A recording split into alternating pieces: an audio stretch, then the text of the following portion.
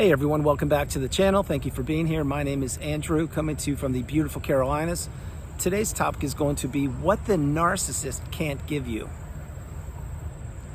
Think about that for a minute. Everyone, if you like the content, please like, subscribe, and share. So this is a long list of things that the narcissist can't give you. And the first one will be at the top of the list. It's love. You guessed it. The narcissist cannot love. They couldn't give you love. They can't give the new supply love. They don't love anybody. They only care about one person, which is themselves. Now, the narcissist can fake love, and they can fake that they actually cared about people. But at the end of the day, you have to remember, the narcissist is in competition with everybody they surround themselves with, including their own children, including their parents, their siblings, their romantic relationships, their colleagues, their coworkers, people in organizations and or hobby groups they were a part of. They're always competing with other people. Because the narcissist needs adoration. They need to feel important. They need to feel better than people. They need to feel more accomplished. They need to feel that they matter. And when you were in that relationship, they needed to feel that you mattered to them. And when you loved them, maybe you were in love with them, maybe it was a romantic relationship, or maybe it was your mom or dad or sibling, you weren't in love with them, but you loved them. And if the narcissist knows that you love them, it is a very, very challenging place to be, because when you love somebody who does not have the ability to return love back to you, that person can do whatever they want because they don't care. And that encompasses what the narcissist is. They don't care. And so at the top of the list, love, that's something they can't give you. If you really drill down into it, think about how many times the narcissist would tell you that they loved you and actually give you a little hint that maybe they meant it. Probably not that often, because remember, the narcissist wears a mask. They need to manipulate people. They want to mirror back to you whatever you were telling them in the beginning of that relationship. Let's say it was a romantic relationship. Well, the narcissist looked at you. They saw what you provided. They saw your beautiful, bright, shining light and what you could do and how far you could take them on the next period of their life. And they got really close to you. And once you uttered those three famous words, I love you, that's when the narcissist, they paused, they gave a smirk, they grinned, they exhaled, they said, wow, all right, this only took me 8 months. This is actually good. I'm getting much better at this. What do I do now? What does that little script in my mind tell me? Oh, I remember.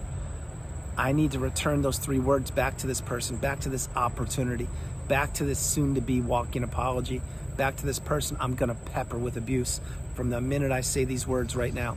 And then what would the narcissist say? They would look at you and say, you know what, I love you too. I just think we have something so special here. You're the yin to my yang. You complete me. You're my soulmate. And I was afraid that I didn't want to say that first because maybe you would have turned me down, but I felt that way for quite a long time. You see, they'll say things like that. Next thing you know, you're on cloud 9 and they've just placed you in the deep end of the narcissistic abusive cycle. You're about to be devalued left, right, and center.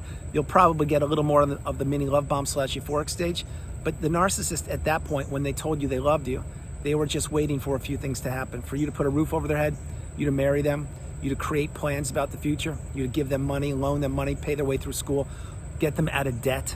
Whatever they wanted to get from you, that's what they were trying to do. And when you say I love you to another person who turns out to not be a narcissist, and they're a healthy, stable person, well, that person has the ability to love. And that's probably one of the kinds of relationships you were in the past if you fell in love before. But those people, they themselves are authentic and genuine. Now fast forward to the narcissist. There's nothing genuine or authentic about them.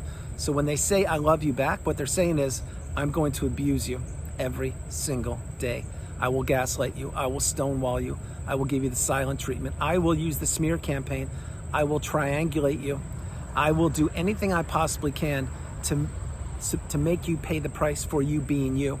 And once you told me that you love me, that gave me all I needed to know. That means my hard work was over, my heavy lifting was done, and I was about to really extract resources from you. That's what the narcissist is thinking.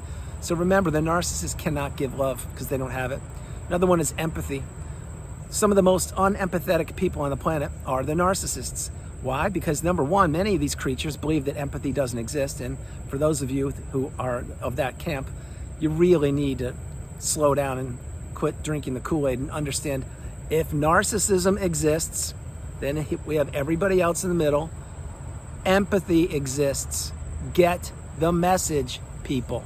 So for those of us that are empaths, We know what it's like to have empathy and to help other people out without any expectation in return. We know what it's like to give to a fault. We know what it's like to be a people pleaser, to cry at a sad movie, to feel sorry for certain people and everything. And the narcissists knew this. They weaponized our empathy against us. And in the beginning of that relationship, they faked like they had empathy. Maybe when you were with the narcissist in the beginning of the relationship, when they were love bombing you, maybe they cried at a movie or shed some tears, and you're like, wow, they really do care. This is amazing. We are so similar. And then as soon as they had their dirty fangs sunken into you, they remove all that fakeness, the fake love, fake empathy, etc. And then you are now in the deep end of destruction, the cesspool of manipulation. You're now in the narcissistic fog, in the devaluation stage, and you don't know how you got there because the person that you told you loved, they placed you there because they can't love, and they were trying to keep you stuck and trapped and manipulated in that period of time. So another thing the narcissist can't give you is empathy. How about another one? When you were in the relationship, they wouldn't give you much time, would they? No, they wouldn't. Why?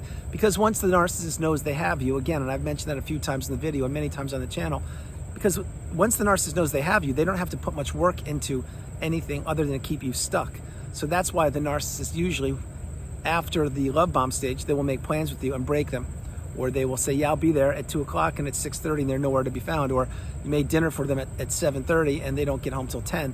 First of all, you have to wonder where they were.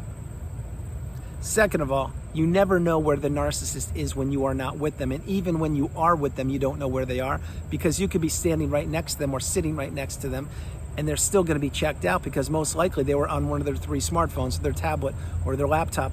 They were probably claiming they were working, but they were probably grooming other sources of supply and feeling your energy when you were sitting right next to them while they were ignoring you and you were watching the same documentary for the 5th time because they told you to keep playing it, and they don't need to hit pause because they'll catch up with it later. Of course, they didn't care about any of those things.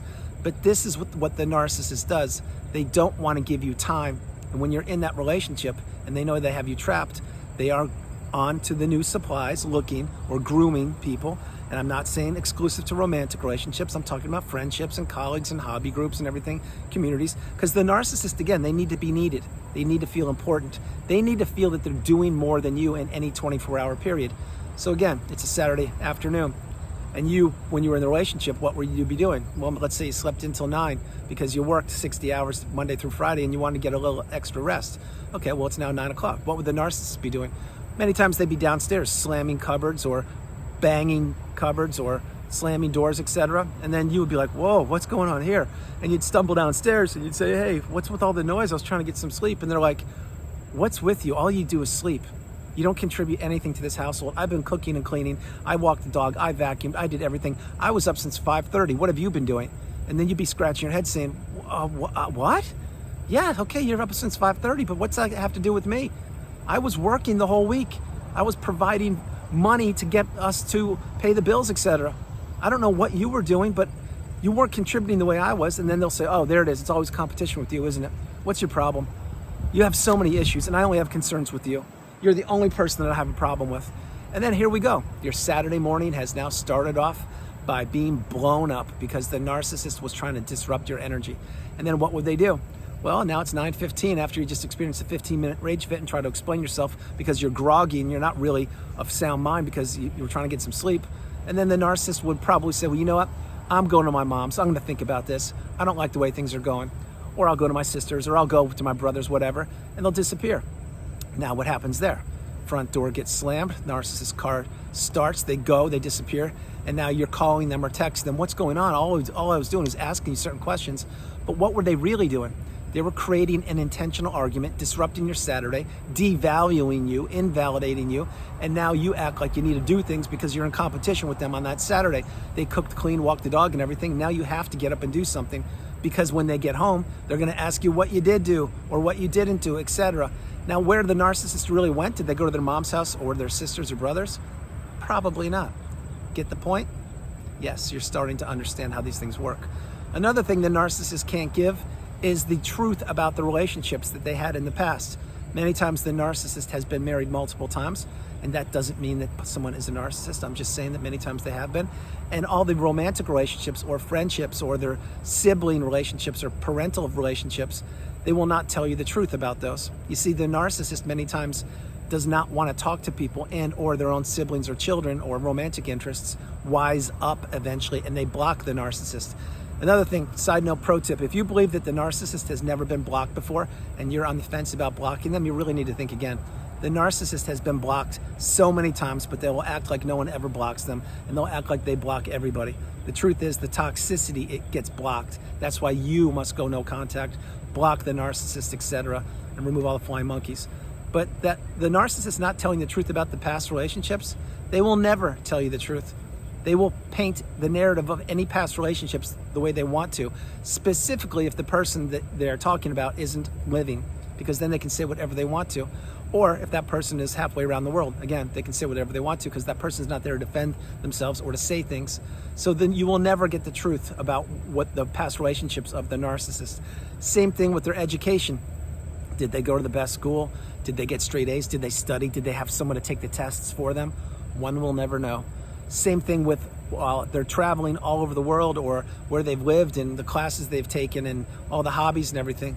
Again, I've used this one frequently. Many times the narcissist will tell you, yes, I like hobby A, B, and C, and they've never done any of those things in their lives, but they're trying to please you, or trying to get you interested in how dramatic or how exciting and enticing their life is. And then you're like, wow, you really go bungee jumping every weekend, and you really go skiing in the Himalayas, and you go surfing the big waves of Maui? Wow. Well, they've never done any of those things. What they do is they're just sitting in their car trying to figure out how to get gas in the car by texting people and having people Venmo them or send them money because they don't have a job, they don't have any income coming in, and on top of that, they're trying to live a fake life, which is another one. What will the narcissist not tell you? Or what will they not, what they can't do for you?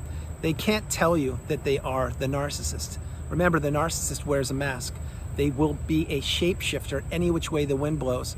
So if you were the person that was in the relationship with them for a period of time, let's say it was a romantic relationship, or you were best friends, etc., as soon as somebody better comes along in their eyes, they will dump you, discard you, or just not talk to you, and they'll go on to that new person, because they always are looking for the next new shiny object, the next relationship. That's why the narcissist doesn't want stability.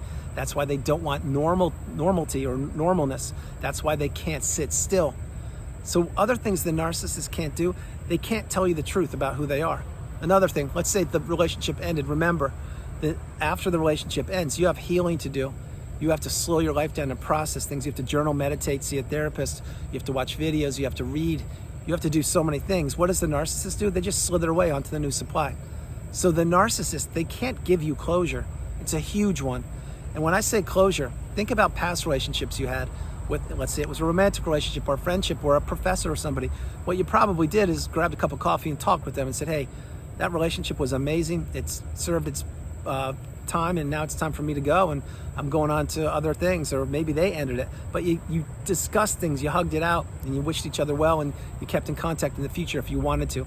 That's not what you're going to get from the narcissist. What you're going to get is the relationship will end with a thud, a crash, a bang, and your life will be turned upside down, because most likely you didn't know what narcissism was because you weren't taught this in school.